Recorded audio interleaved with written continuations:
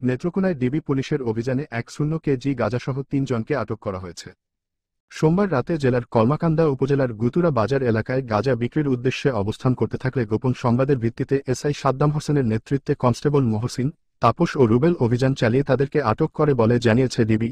আটককৃতরা হলেন হবিগঞ্জ জেলার চুনারুঘাট উপজেলার ইগরতলী গ্রামের মুর্তুজা আলীর ছেলে দুলাল মিয়া ওরফে বাবুল মিয়া, মৃত নুর ইসলাম মিয়ার ছেলে শাহরাজ মিয়া এবং নেত্রকোনার বারোহাট্টা উপজেলার শিমুলিয়া গ্রামের মঞ্জুর মিয়ার ছেলে রাসাল মিয়া।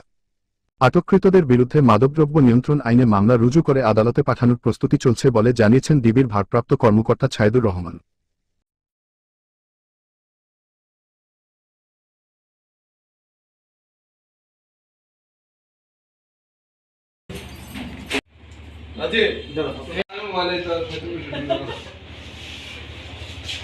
আপনি যেরকম সময় মেরে দেবেন, হ্যাঁ।